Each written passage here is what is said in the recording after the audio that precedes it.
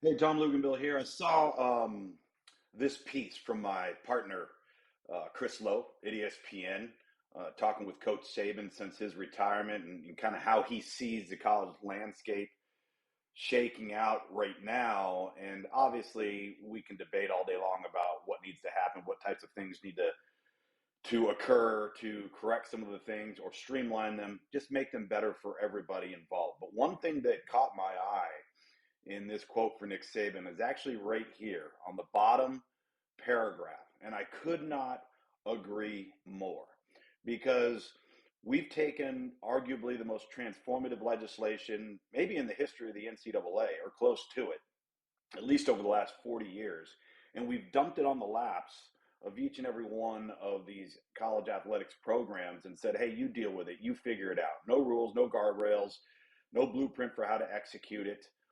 And then in house, per respective institution, all right, it doesn't seem, at least early on, that we were prepared to be able to educate and provide resources and support for all of these athletes who are going to have an opportunity to earn name, image, and likeness. We've been so hyper focused on what can you get me now?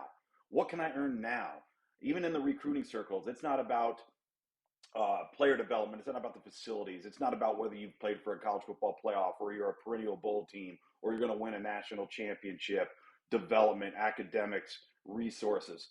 The first question now is, well, what's my name, image, and likeness package? And we've been so short sighted in worrying about what can I have now that we've not only not discussed how do you manage a name, image, and likeness deal so that 3 to 4 years from now, and you're not going to be a draft eligible player, or you don't get drafted, or let's just say you do get drafted and you only make a roster for a year, 2 years. How do we educate all of these players so that they can have wealth, generational wealth, or at least a foundation to build that once they leave college, all right? So they don't come into this process, have all of this money thrown at them, blow it, and not save it, not invest it, because now all of a sudden they've got walking around money and more money than they probably know what to do with. And I'm not saying this is a blanket statement that applies to all, but we're going to start having a lot of guys, if they don't have a proper support system, if they don't got good people around them, that are going to leave college after 3, 4, or 5 years, and they may have had great name, image, and likeness deals and have nothing to show for it. That's not what any of us want. And what I would love to see, and I think this can be done and is being done in house as part of a football program's infrastructure, is to have a name, image, and likeness counseling group, commission, educational support system, so that we can start to help these kids that are fortunate enough to be able to earn on their name, image, and likeness, and then know what to do, how to manage it, how to invest it, how to save it, and how to have a nice little nest egg when college is over so that you can start your professional life. Right now, we've bypassed that completely. And Nick Saban is right here. He's 100% correct. We're so focused on what we can make right now in the next 2 years, or my first 2 years of college coming out of high school as a high profile recruit.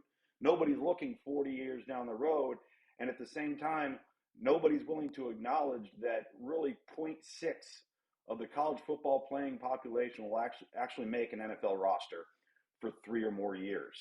And I just feel so strongly that we're doing a disservice at times for many of these prospects who may not have the proper support structure, may not have good people behind them.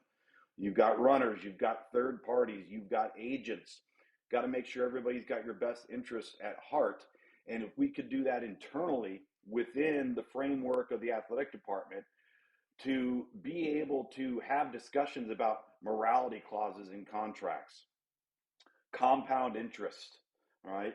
IRAs, Roth IRAs, being able to put away for a 401k, a variety of different factors that could help ensure that if you make $10,000 over the course of a 4-year career, or you make $800,000, all right? That you don't leave that 4-year career with zero. That's the point. That's what Coach Saban's getting at. Couldn't agree with him more. Tell me what you think. If you like this stuff, give me a like, give me a follow. Going to keep doing more of this stuff as I start to see it come across my feed and feel like I've got a reaction to it.